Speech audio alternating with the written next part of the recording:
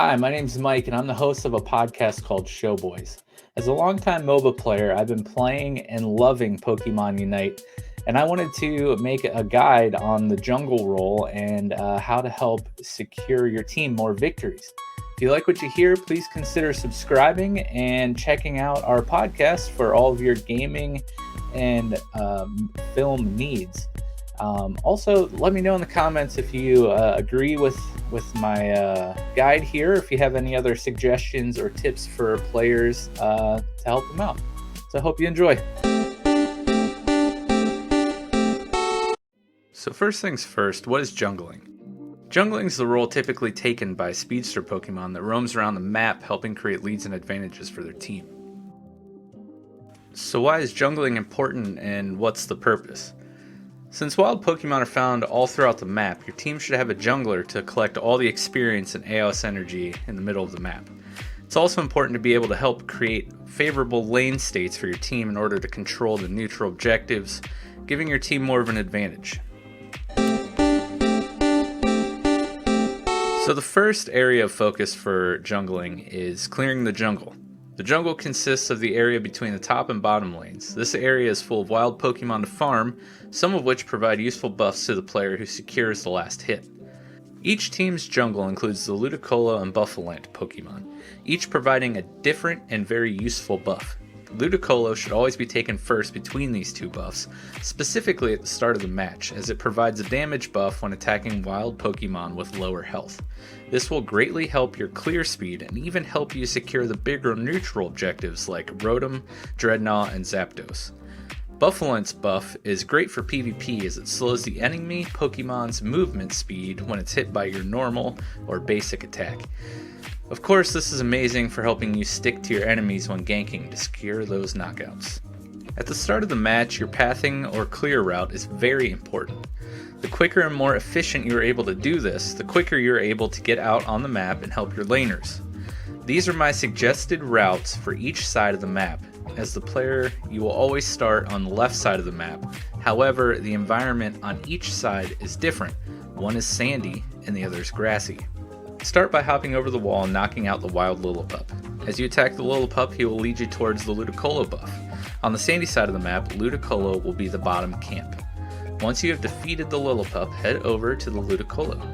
As you are knocking him out, be sure to kite him upwards towards the Buffaloant camp for max clear time. After you have knocked out Ludicolo, run over to the Buffaloant and take care of him. With both buffs secured, you now have some options. I would suggest heading over to the Corphish behind the Buffaloant camp. On this side of the map, this will take you closest to your top lane.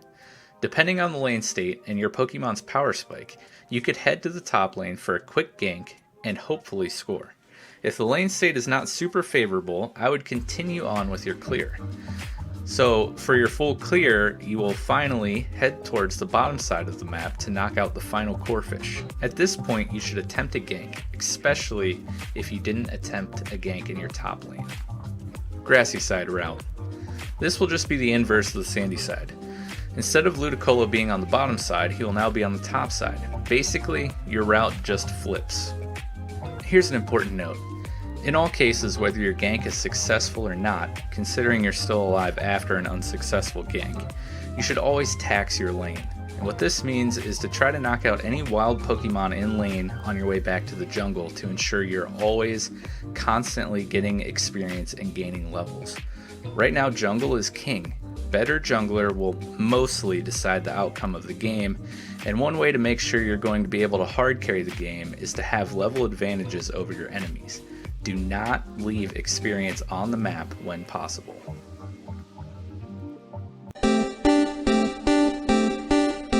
The second area of focus for jungling is ganking. One of the most important things a jungler will do is gank for their lanes. What this means is sneaking up on your enemies in lane to create a numbers advantage on your team to give you more of a chance to win a skirmish. This helps your team in the following ways. First, this allows you to take your enemies off the map. This is important because it means they're not collecting experience, AOS energy, or scoring. It also gives your team the chance to score or collect a neutral objective, being Rotom, Dreadnought, and or Zapdos. Secondly, it forces the enemy to retreat, allowing your team to knock out the wild Pokemon in lane, score points, or collect a neutral objective. Third, this could pull enemies from other areas of the map to help the lane being ganked, thus creating an advantage in the opposite lane. Finally, and not to be overlooked, you can potentially tilt your enemy and make them play poorly due to frustration. It sounds harsh, but mental state is an important part of MOBAs and really does affect gameplay. If you can tilt your opponents into making errors, it will help your chances of winning.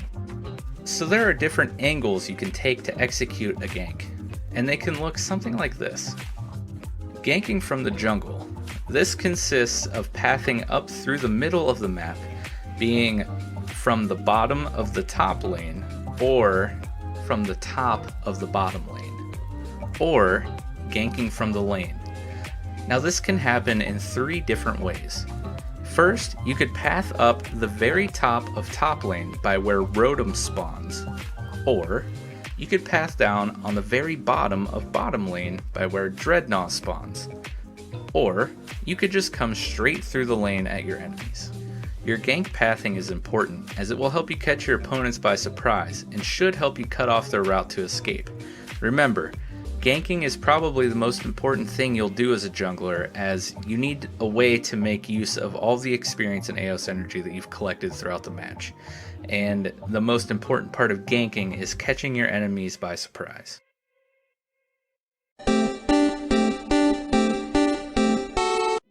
The final area of jungling are the neutral objectives. These are the bigger wild Pokemon that provide your team with very important and sometimes completely game-changing buffs. Pay attention, this is super important. The first and probably least important of the neutral objectives is Rotom. This Pokemon lives above the top lane and spawns at 7 minutes into the match. When defeated by a team, it will travel to the opposing team's nearest goal and help capture it. Upon capturing it, Rotom will score an automatic 20 points and provide an instant cast buff for your team for 14 seconds when trying to score. This is basically a mini Zapdos buff. The second, and what could arguably be considered one of the most important neutral objectives, is Dreadnought. This Pokemon's hideout is below the bottom lane, and he also spawns at 7 minutes into the match. When your team defeats Dreadnought, he provides your entire team with a shield for a short period of time, roughly equal to 15 to 20% of your max health. He also provides your entire team with an experience gain. Now this is what makes Dreadnought so important. As we discussed earlier, experience is kind of the meta game right now, so you want to make sure that you're outpacing the enemy team in levels, and one thing that can really help you do that is securing Dreadnought as often as possible throughout the match. The last and most important neutral objective is Zapdos. This is literally the most important aspect of every match in Pokémon Unite. No matter the game state, the team that captures Zapdos has an exceedingly high chance of winning the game. Zapdos spawns in the middle of the map at the 2-minute mark and does not respawn after being captured. When defeated, it provides your team with 110 AOS energy, which is spread amongst the team, and allows instant casts on scoring attempts for 30 seconds. This, along with points being doubled under the 2-minute mark, makes even the most unwinnable matches winnable. It is highly crucial that you help guide and direct your team towards taking these objectives at advantageous times in the match, while inversely not getting caught out in disadvantageous spots right before these objectives spawn or are about to be captured, specifically Zapdos. So what Pokemon and Pokemon types should jungle? Well, the Speedster role is designed for the jungle due to these Pokemon having incredible movement and hard carry potential, which means their potential to deal incredible amounts of damage and win skirmishes and team fights. These types of Pokemon are usually somewhat low in defense while having high mobility and damage output. The current roster of Speedster type Pokemon is Talonflame, Absol, Gengar, and Zeraora, who is my personal favorite and main. You can also get away with jungling with some attacker and all-rounder Pokemon. The key deciding factor should be your jungle clear speed. Can your Pokemon efficiently and hastily clear the jungle in order to get out on the map to make plays? Some attackers or all-rounders I've either played as or played against include Venusaur, personally played and is actually a pretty decent jungler. Ninetales, I have also played and is pretty good. Lucario, Machamp, Charizard, and my personal favorite attacker in the jungler role is Cinderace. Due to the length of matches in Unite, utility, tank, or support style Pokemon will not be effective as they will be so far behind on experience due to their weak clear speed to be really of any use to their teams. Unlike MOBAs like League of Legends, where match times allow for characters with lower damage but higher utility and CC excel and be extremely helpful for their teams, Unite doesn't really do that. The jungle role is designed for carries.